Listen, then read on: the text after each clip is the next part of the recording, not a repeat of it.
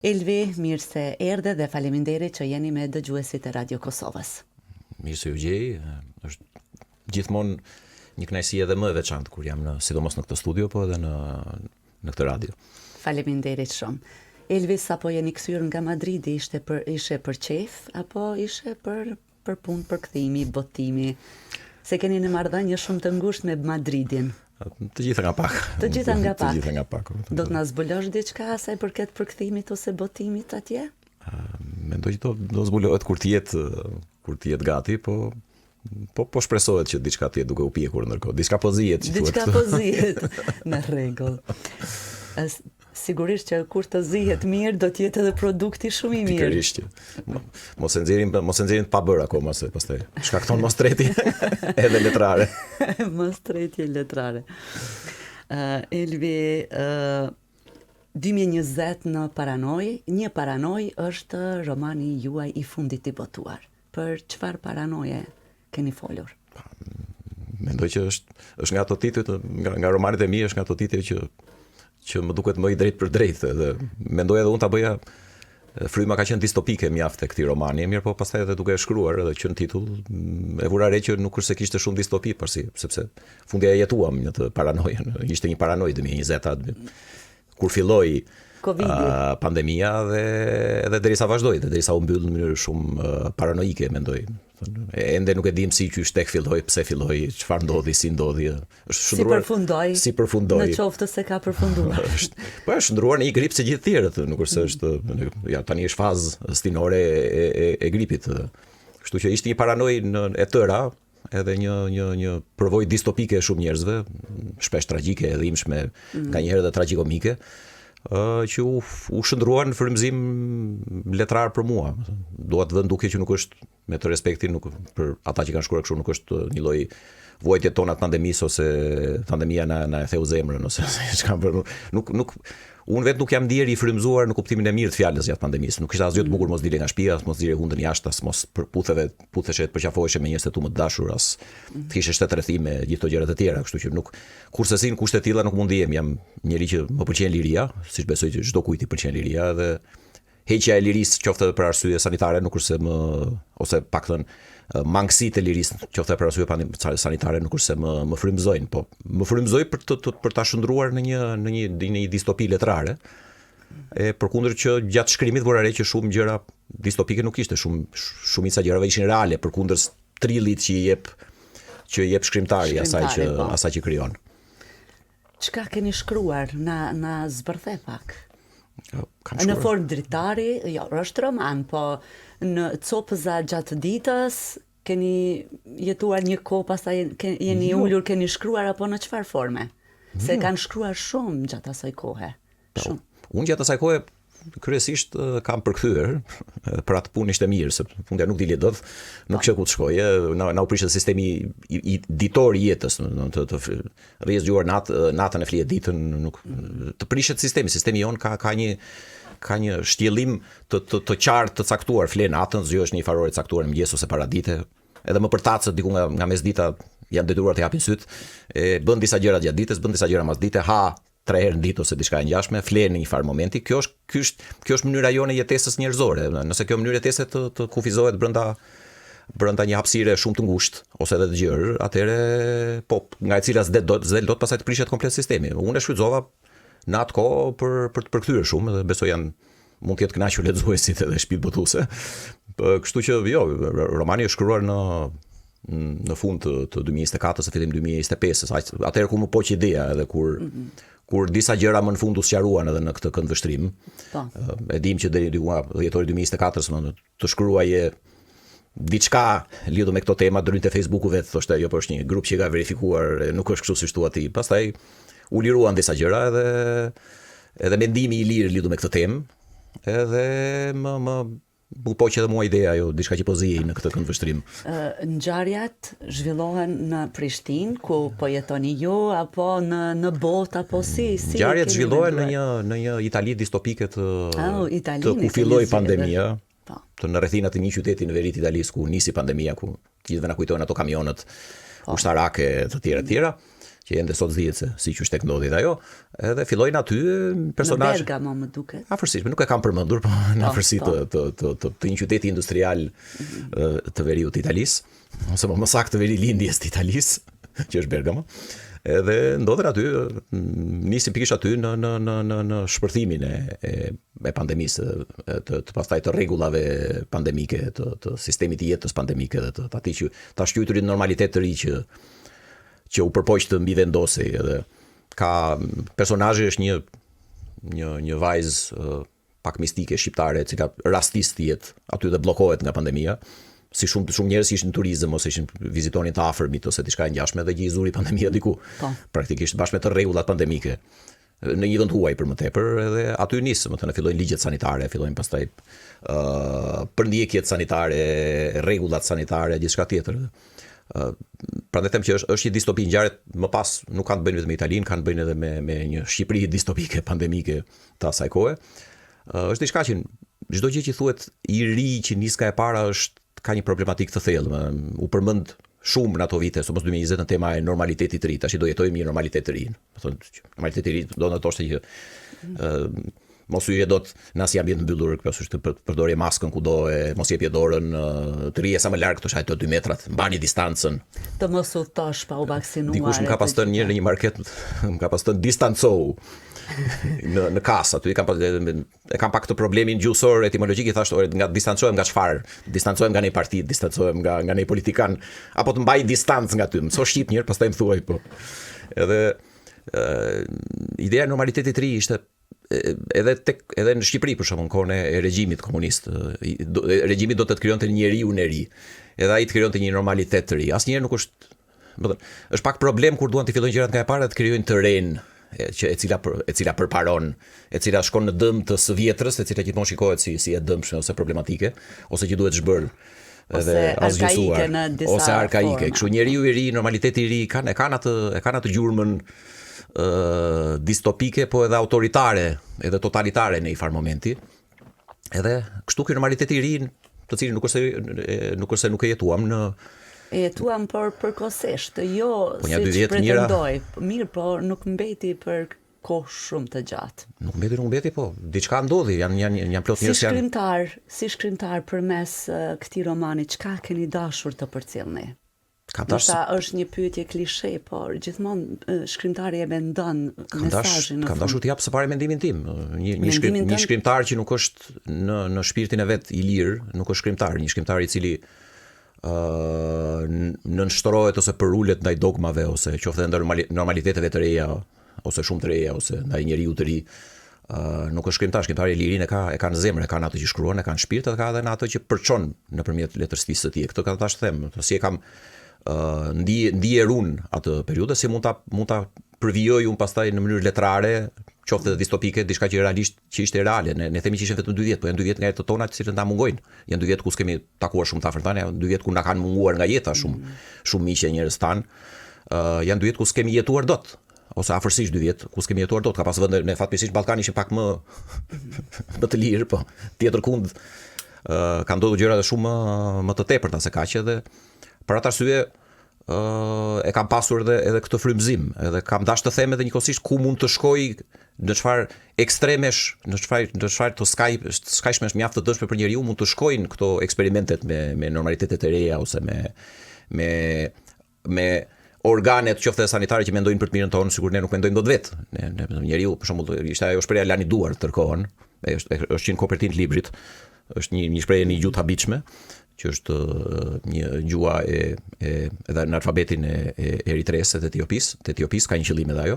Është që në titull që në kopertinë të librit është lani duart. Na thoshin lani duart. A nuk din ti lani duart? Do të thënë edhe fëmia e di, ka mësuar prindi vet që duart lahen kur vjen nga jashtë, i ndotur pak i lan duart, do të arrish në marrëzi të tilla, më që ta bësh me parotën ndaj lani duart, do të thënë njeriu ta shndrosh, ta kthesh mbrapa evolucionin, ta bësh në involucion e të kthesh në kohën e mira viteve ndoshta më parë, ku njeriu nuk e dinte se ç'ishte higjiena personale. Ne e dimë ç'është higjiena personale, e dimë që duhet lajm duart. Për shembull, arriti puna ra në këto nivele kaq vulgare, edhe kujdesi shëndetësor ndaj njeriu, dhe në emër të këtij kujdesi ta shqytur. Pastaj ndodhen edhe plot gjëra që ndodhen gjatë atyre viteve, të cilat unë i shpërfaq distopikisht në këtë roman. Personazhet janë imagjinare edhe pse ajo periudhë ishte reale. Janë imagjinare, po e thoja, personazhi kryesor është një vajzë shqiptare, gjithmonë dhe një personazh femëror shqiptar në qendër të romaneve të mia. E cila ndodhet rastisht pak mistike dhe ajo ka një emër mistik Hera. Hera është gruaja e Zeusit. Në mitologjinë greke. Nëse do donim ne kemi qejf gjithmonë na pëlqen kështu ti interpretojmë në shqip Hera, ndoshta fuqishme, pa përballueshme që fryn e pa epur. Është një personazh mistiko-mitologjik që quhet Hera, e cila rastis në Itali gjatë pandemisë, po e cila nis edhe një lëvizje ndërgjegjësimi qytetar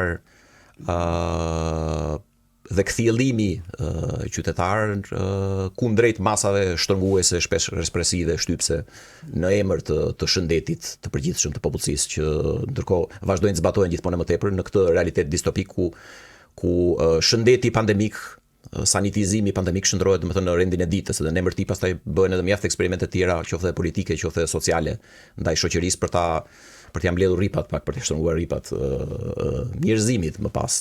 Hera është në qendër kjo shqiptare mistike është në qendër të këtij romani.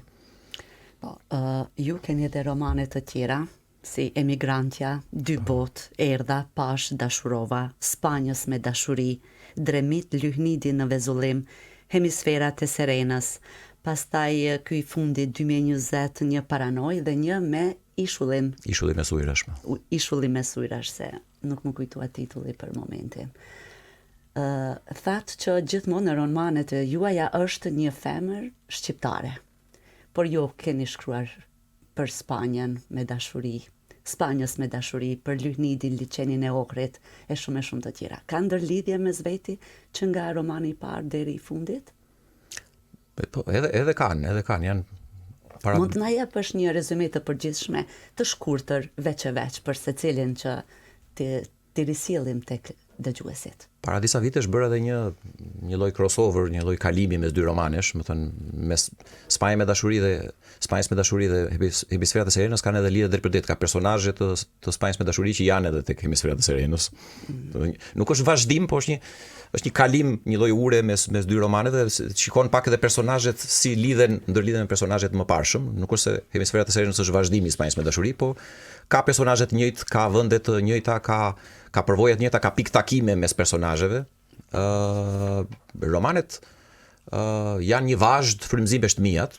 Gjithmonë kam zgjedhur që të kemi një femër, një vajzë ose një grua ose disa personazhe femërore shqiptare në qendër tyre, e bëj me qëllim këtë gjë. Më frymëzon më shumë. Më frymëzon më shumë. Duan të thonë që ilirët në kohën e vet kanë pasur në fillimet e tyre, sidomos në fillimet e qytetërimit të tyre, kanë pasur matriarkat. Të qartë, matriarkat është ku ishte nëna që dominante, pikërisht që udhishte, dhe pastaj u ndryshuan gjërat me ardhjen e qytetërimeve të tjera, ti Helene, Romake e të gjë. Fundi nga femra vim, femra e ngjiz njeriun. Jemi shoqëri që nuk i kemi dhënë çfarë i takon. Sot e kësaj dite nuk i japim çfarë i takon, mendoj, anës femërore, gjinisë femërore. Më janë shpalljeve të zdulmë më mëdha, themi në jug, sa e duam nënën, sa e duam gruan. 8 marsit që nuk e kuptojmë akoma, që nuk është nuk është ajo arsyeja për të cilën e festojmë 8 marsit të tjerë. Nuk besoj duhet festuar, duhet kërkuar më shumë të drejta, i duhet dhënë çfarë i takon gruas, por nuk është dita e nënës, për shembull, dita e nënës është një ditë tjetër. Të jë, ndoshta prandaj unë vetë gjej frymëzimin tek femra. Për mua femra e ngërthen edhe mashkullin, sepse ajo e lind mashkullin. Edhe shumë tipare ose shumë përvoja ose ngjarje mashkullore mund t'i vënë në një personazh femëror, që për mua i mishëron më mirë ato, prandaj. Shqiptar aq më tepër një personazh femëror shqiptar që gjithmonë është në një mjedis shumë kombësh ose shumë kulturës, ose një situatë që nuk përfshin vetëm trojet shqiptare, si edhe në këtë roman. Po. Emigrantja është romani juaj i parë. Po. Mbetën të rezumet e shkurtra për secilin veç, që nga romani i parë deri te ky i fundit, 2020. Uroj të mos më lëm kujtesa, po, jo, absolutisht. Në pika të shkurtra, sepse edhe nuk kemi kohë, po, e di. Emigrantja është një roman që ka qenë romani im i parë, ka një histori të gjatë edhe ai roman, është romani i parë që kam shkruar para tashmë 20 vitesh në Madrid. E kam pas shkruar me dorë, ka një histori të gjatë, më ka pas humbur do shkrimi, pastaj e kam rishkruar. Është një roman që i kushtohet kryesisht emigrimit masiv të shqiptarëve në Greqi pas viteve 90. Janë përpikur të bëjnë një edhe aty personazhi siç kuptohet është një emigrante, një shqiptare e cila për arsye të ndryshme me pahir do theksuar detyrohet të emigrojë në Greqi, në Selanik. Dhe kam dashur ta përshkruaj emigrimin përtej klisheve, përtej këtyre gjërave që të cekta që siç e shohim në emigrimin që ka vuajtjet e veta ose historitë të suksesit në emigrimet, si ka qenë emigrimi në përditshmëritë e veta, çfarë kanë gjetur aty, si janë mbështetur njëri me tjetrin, si janë luftuar njëri me tjetrin, si popullsia vendase grekët si kanë pritur, si është më thënë një lloj rezumeje e përditshmërisë edhe arsyeve të mirëfillta në këndvështrimin tim të emigrimit në Greqi. Romani i dytë është Dy botë, po i them unë, po ta kursej, nëse i mbaj më të mirë. Është dy botë, siç mund të kuptohet, janë dy botë edhe aty, është Amerika Latine dhe Europa. Ngjarjet nisin nga Shqipëria, nisin me luftën e Kosovës, me bombardimet e NATO-s në pranverën e vonë të 99-s. Personazhi është një vajzë, edhe atë rast një vajzë shqiptare nga Tirana, e cila nis të punojë në kampet e refugjatëve shqiptarë të Kosovës në Shqipëri, dhe është jeta si shtjellohet jeta e saj më tej mes dy dashurive dhe mes dy botëve, derisa ngjarjet e shpihen në Brazil, ku mbyllen edhe me dyzimin e saj shpirtëror mes tyre dy dashurive, mbyllen edhe zhvillimet e atij libri. Ti romani ma lexo pak tjetrin se harrova. Erdha pas dashurova. Erdha pas dashurova. Është një roman që edhe ky është titulli më ka tërhequr shumë, është frymzuar nga Veni Vidi Vici e Cezarit, Erdha pas fitova në atë rast nga Dnjeva. Ai është një roman që ka pas tërhequr shumë, vërtet, nga përfshirë shumë shpirtërisht, një roman që kushtohet mesdheut thelbësisht. Është një roman ka një dashuri shumë të madhe për mesdheun, edhe ndjej veten mesdhetar. Përpiqem ta vë shpesh në duke gjatë atij romani që ne shqiptarët jemi mesdhetar. Ne nuk jemi, siç duam ta mendojmë veten, popull malor, popull kreshtash malore, popull malësish, bjeshkësh të larta. Jemi sigurisht, po jemi mesdhetar. Ne jo vetëm Shqipëria është bregdet, shqiptarët janë bregdet edhe tani nga Prishtina për 3 orë del në det. Fal rrugës së përgjithshme të kombit qoftë në Kosovë, qoftë në Shqipëri. Që na bëri shumë të lehtë. Ardhje në ditë. Sa na ndihmoi. Sa na ka ndihmuar. Shumë na ka ndihmuar. Edhe na ndihmon për ditë. Jemi popull mesdhetar, kemi rrënjë mesdhetare, kemi traditë mesdhetare, kemi histori mesdhetare, kemi prejardhje mesdhetare, kemi qenë në qendër të gjithë këtyre qytetërimeve mesdhetare, që janë pak edhe tonët, se kemi qenë pjesë e qytetërimit helen, kemi qenë pjesë e qytetërimit romak, kemi qenë pjesë e qytetërimit bizantin, kemi qenë pjesë e perandorisë osmane, kemi qenë pjesë e tërë atyre që na kanë kush na ka kushtuar, ne i kemi qeverisur pastaj. Kemi ardhur puna, ne jemi bërë perandor, jemi bërë sultan, jemi bërë vezir. Vezirit gjitha me radhë. Edhe është për atë arsye them, është një roman që i përkushtohet me dashuri mesdheut, edhe aty personazhi kryesor është prap një grua shqiptare në këtë rast. Aty ngjarjet zhvillohen mes Shqipërisë, Kipros dhe Izraelit kryesisht. Pastaj kush vjen? Pastaj vjen Spanjës me dashuri. Dashuria ime. Dashuria jote është Spanja, po. Jo më kote fillova bisedën me ardhjen tënde nga Madridi. Pikërisht. Spanjës me dashuri e tregon titulli, se e kam lënë në qëllim edhe në titull, edhe ndosë nuk është në spanjisht libri akoma. Kam lënë España con amor, që do me thënë Spanjës me dashuri. Është një roman, dje po e flisja isha me një mikun tim, një gazetar spanjoll që e vizitoi Kosovën këto ditë, besoj që është larguar me përshtypje shumë të thella dhe të mira nga Kosova, Bernardo Alvarez quhet. Po diskutonin dje këtë roman me të, domethënë edhe si spanjoll edhe aty po ja merrja përshtypjet e veta. Ai është një roman me 3 kohë, me 3 personazhe femëror shqiptaro-spanjoll. Nisin ngjarjet në Spanjën e luftës civile, në betejën e Madridit, mes forcave nacionaliste të Francos dhe forcave republikane të qeverisë republikane, gjatë mësymjes të nacionalistëve drejt Madridit, ku nis rrethimi 3 vjeçar i Madridit nga 36-a në 39-ën, edhe aty një dashuri e beftë, tërësisht e pagjas mes një vullnetari shqiptar që shkon plot me dëshira të mira, plot me mënyrë të përzemërt edhe të patrembur për të luftuar fashizmin dhe nazizmin, si shumë vullnetarë të shqiptar, si Mehmet Sheu, si Petro Marko, në brigadën Garibaldi, si Asim Vokshi e tjera. Dhe shkon por në Spanjë, vend që luftoi nazizmin, që lufton dhe fashizmin. S'pari zgënjehet nga çfarë sheh, qoftë edhe në republikane, nga shumë ekstremizma, nga anarkistët, nga komunistët, nga njerëz që nuk kishin shkuar aty pikërisht për ato qëllime shumë ideale, dhe ana tjetër dashurohet me një vajzë spanjolle me prejardhje fisnike nga Toledo, që është kryeqyteti historik i Spanjës. Dhe gjejnë njëri tjetrin dhe nuk luftojnë më për njërin palë, por luftojnë për dashurinë e tyre. Dhe për atë arsye përndiqen nga të dyja palët ndërluftuese. dhe largohen dhe në një mënyrë ose një tjetër arrin në Shqipëri. Në vitet e luftës dytë botërore, vajza e tyre është personazhi i dytë i romanit, e cila rritet në Shqipërinë në vitet e 70 me këtë prerjen e pjesës me spanjollë në Tiranën e diktaturës së viteve 70, dhe mbesa e tyre është ajo që shkon në Spanjë për të kërkuar rrënjët e saj përmes gjyshes të vet, dhe janë këto tre personazhe femërore që ndërlidhin vazhdimisht në tre kohë të ndryshme Shqipërinë me Spanjën. I radhës Dremit Lyhnidi në Vezullim. Lyhnidi emri i vjetër i Ohrit. Po, i Ohrit, qytetit Ohrit dhe i liçenit Ohrit. Lyhnid, liçen është fjalë ilire. Po. Jam frymzuar nga liçeni i Ohrit, se mund të kuptohet, është liçeni fëmijërisë time, është liçeni ku kam kaluar vitet më të bukura të pushimeve, të njerëzve, mes Pogradecit, Ohrit, Strugës. Është një roman, edhe to vargje janë të frymzuara nga një poezi e famshme Lazgush Poradecit, i cila kushton liqerit, siç thoshte ai. I kushtohet liçenit Ohrit, i kushtohet banorëve të secilës anë të liçenit Ohrit, që të njëjtë janë, qoftë në flasin shqip, qoftë në flasin maqedonisht, qoftë në flasin vllahisht, janë të njerëz, gjuhët mund t'i kenë ndar pak traditat e të njëjta, sjellja është e njëjtë. Mirësia, butësia e njerëzve të liçenit është e njëjta, për atë arsye kanë kushtuar njerëzve të atij vendi që mund të jenë në zgript të një gjuhe ose të një kulture shqiptare ose maqedonase ose bullgare ose vllej ose çfarëdo qoftë, po brumi është i njëjtë prapse prapë dhe mirësinë e kanë të njëjtë prapse prapë. Hemisferat e Serenës. Shkurt sepse na ikën minutat. Dhe ishulli midis ujrave. Hemisferat e Serenës është, po e thoja përnda pak përpara, ka të bëjë me Spanjës me dashuri. Janë hemisfera dhe në atëherë pak si dy botë, janë hemisferat, hemisfera jonë në Europë, hemisfera Amerikës Latine, është një roman që sërish ka të bëjë me Brazilin.